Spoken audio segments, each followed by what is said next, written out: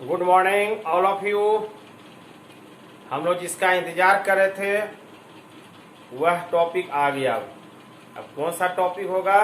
तो ऑब्जेक्टिव। इसके पहले भी हमने जो आपको ऑब्जेक्टिव बताया है, जो आपको एक जगह याद करके हमने एक जगह ला करके जो इकट्ठा कर दिया था, वह सबसे सुपर मोस्ट था ऑब्जेक्टिव। अब उसी के दायरे में देखेंगे, यहाँ पे आपको प्रश्न जैसा मिलेगा। तो यहाँ पे जो हम ऑब्जेक्टिव आपको बता रहे हैं, जैसा कि हमने सॉलिड स्टेट में डिक्टेशन क्लास लिया था, लेकिन हमने देखा कि जो हम मुंह से बकते हैं उसका व्यूअर बहुत कम था। जिसको हमने लास्ट में लिखा था उसका काफी अधिक था व्यूअर। इसका मतलब है कि एक एक चीज आपको बोर्ड पे लिखा हुआ रहना चाहिए। हम मुंह से जो लिखाते हैं उसका वैल्यू आप नहीं देते हैं। तो उसी के रेशियो से हमने क्या किया, केमिकल काइनेटिक्स का जो ऑब्जेक्टिव हम जो है अब आपको बोर्ड पे हमने लिख दिया है। हाँ, लेकिन यहाँ पर भी हमने क्या किया, आपको 4 विकल्प नहीं दिए हैं। अब आप गौर कीजिए, 4 विकल्प देंगे तो कितना बढ़ जाएगा, लिखने में भी तो समय है। तो आपके एग्जाम में 4 विकल्प दिया हुआ रहेगा। पूरी बात समझ लीजिए पहले आप। आपके एग्जाम में क्या रहेगा, 4 ऑप्शन दिया हुआ रहेगा। उसमें से जो ऑप्शन सही लगेगा वही ऑप्शन को लिखना था। अब यहाँ पे क्या करेंगे हम, जो ऑप्शन सही होगा उसको हमने आंसर के रूप में लिख दिया एरो चिन्ह के बाद। ठीक है, समझ लीजिए बात को। एरो चिन्ह के बाद जो होगा वह आपका आंसर होगा, वह आपके 4 ऑप्शन में दिया हुआ रहेगा। क्लियर हो गया? यह सब जो ऑब्जेक्टिव आपको हम बता रहे हैं, इसके पहले वाला क्लास में भी तो आपको बताया गया है। चलिए, रिमाइंडर हो रहा है। जो आप चाहते हैं कि इसका क्वेश्चन बना हुआ चाहिए उसी टाइप का जा रहा है। क्लियर? उम्मीद रखिए टोटल हम 30 को बताएंगे, जहां तक है जाहिर है, जहां तक होगा संभव। और उसके बाद हम क्या करेंगे, असाइनमेंट भी देंगे आपको, लेकिन अभी फरमाइश नहीं करेंगे। वह लॉकडाउन के बाद आप गौर करें हर एक चैप्टर का मोस्ट इम्पोर्टेंट ऑब्जेक्टिव जब हम बता रहे हैं, फिर असाइनमेंट फरमाइश क्यों करते हैं आप? जब खुलेगा, ऐसा नहीं कि इंस्टीट्यूट नहीं खुलेगा, खुलेगा तो हम सारी चीजों को एक बार देख लेंगे। क्लियर? अब मिलते हैं, चलिए स्टार्ट करते हैं। सबसे पहले हेडिंग देख लीजिए। इसके पहले वाला वीडियो जो जाएगा उसमें भी लिखा रहेगा मोस्ट इम्पोर्टेंट ऑब्जेक्टिव। ठीक है, तो जो भी मोस्ट इम्पोर्टेंट रहेगा उस सारी चीजों को देख लेंगे तो पूरे चैप्टर का आपको रिकवरी हो जाएगा। तो most important objective with answer. Answer दे दिया आप, या नहीं लिखे ऑब्जेक्टिव क्वेश्चन विथ आंसर। समझ में आ रहा है बात को? तो चलिए पहला सीक्वेंस करते हैं। प्रतिक्रिया की दर अर्थात अभिक्रिया की दर या वेग की इकाई क्या होता है? क्या हमने बताया था ना, मोलीटर इनवर्स सेकेंड इनवर्स। दूसरा है प्रथम क्रम की प्रतिक्रिया वेग स्थिरांक की इकाई, जानवे करते हैं सेकेंड इनवर्स। द्वितीय क्रम की प्रतिक्रिया के लिए वेग स्थिरांक की इकाई होती है litre, mole inverse, second inverse, सब बताया हुआ चीज है।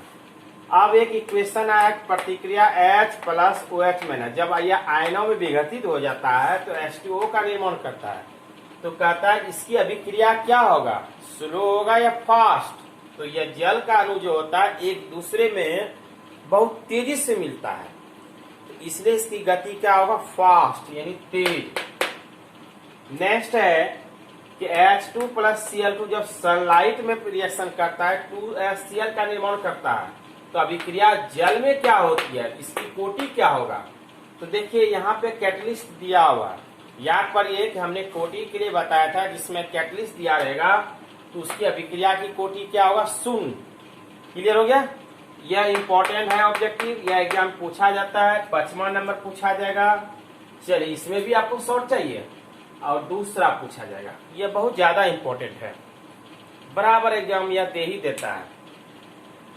अब 6ठा नंबर, तापमान में प्रत्येक 10 डिग्री की वृद्धि होने पर, तापमान गुणक पर है ना, टेम्परेचर कोएफिशिएंट, वृद्धि होने पर रासायनिक अभिक्रिया की दर 2 गुनी हो जाती है, क्योंकि वह भी तापमान जो था गुणक था वह भी क्या था, सक्रिय ऊर्जा के लिए, क्योंकि सक्रिय अणुओं की संख्या में वृद्धि के कारण। और जब इसकी अणु संख्या वृद्धि नहीं होगा तो ऐसा नहीं होगा। तो ऑप्शन क्या हो जाएगा, सक्रिय अणुओं की संख्या में वृद्धि के कारण। नेक्स्ट आएगा अभिकारकों की सांद्रता में वृद्धि करने पर किसमें परिवर्तन होगा? तो टक्कर आवृत्ति फ्री जो है कोलिजन फ्रीक्वेंसी, जब तक अणु टकराएगा नहीं तब उत्पाद का निर्माण नहीं होगा, तो टक्कर आवृत्ति कारण।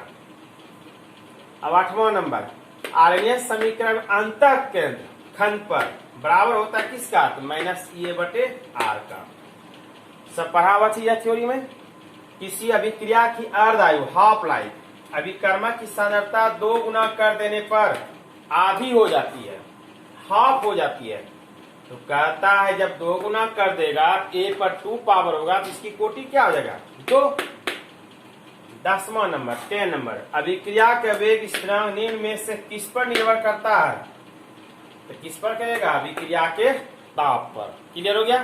तो पहले 10 को उतारिए, फिर 11वां जाएगा इसके बाद इसी में।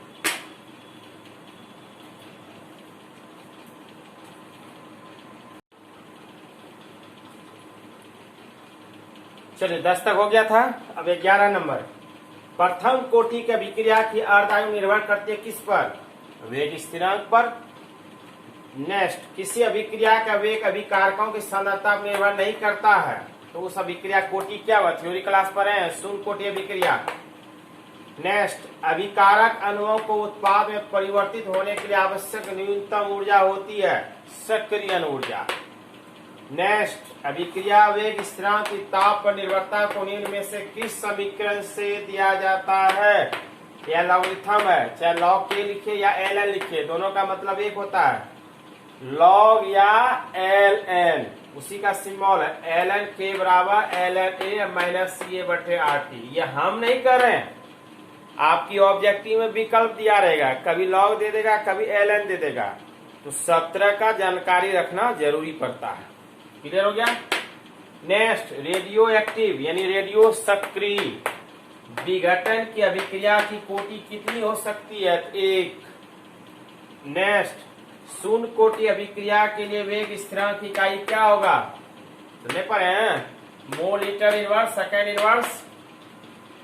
सांद्रता 1/A एक्टिव मास का समय के साथ परिवर्तन आलेख सीधी रेखा है। कहता है कि अभिक्रिया की कोटि बताइए, इसकी कोटि क्या हो जाएगा? 2। नेक्स्ट इनमें से किसके द्वारा एक उत्प्रेरक प्रतिक्रिया की दर को बढ़ाता है? सक्रियण ऊर्जा एक्टिवेशन ऊर्जा। यही दिया रहेगा कभी काल एक्टिवेशन ऊर्जा, इसका मतलब क्या होगा? सक्रियण ऊर्जा। चलिए यहां तक उतारिए, फिर नेक्स्ट चलेगा।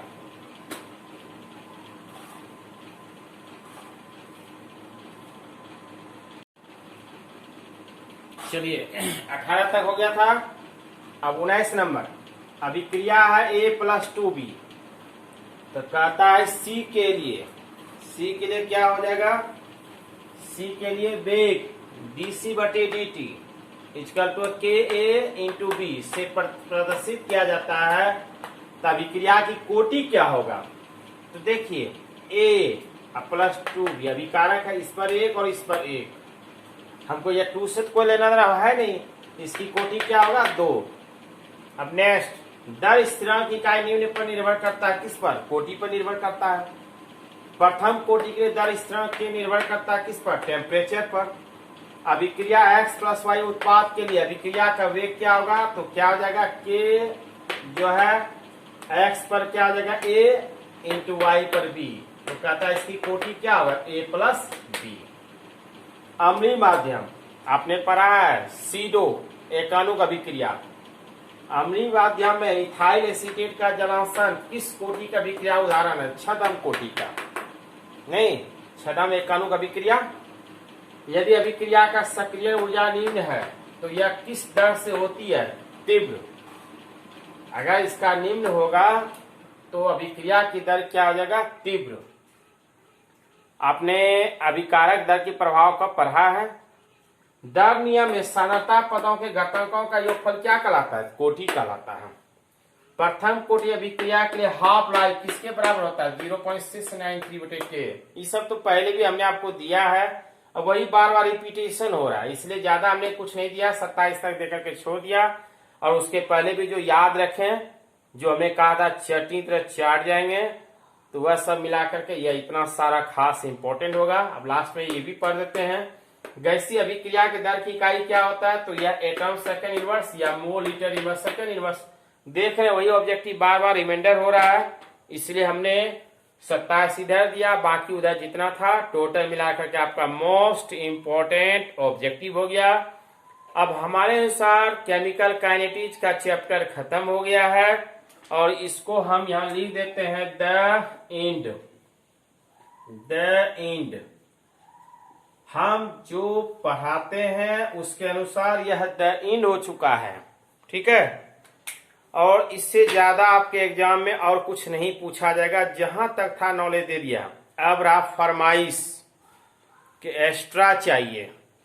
अब जो नेक्स्ट क्लास होगा वह एक्स्ट्रा क्लास होगा, जिसमें हम आपको बताएंगे सेकेंड ऑर्डर रिएक्शन का व्यंजक और उसके बाद न्यूमेरिकल भी बहुत ज्यादा देंगे।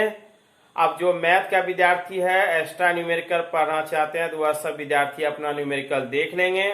जिसको लगता है कि सेकेंड ऑर्डर रिएक्शन पढ़ना है तो वह भी अपना देख लेंगे।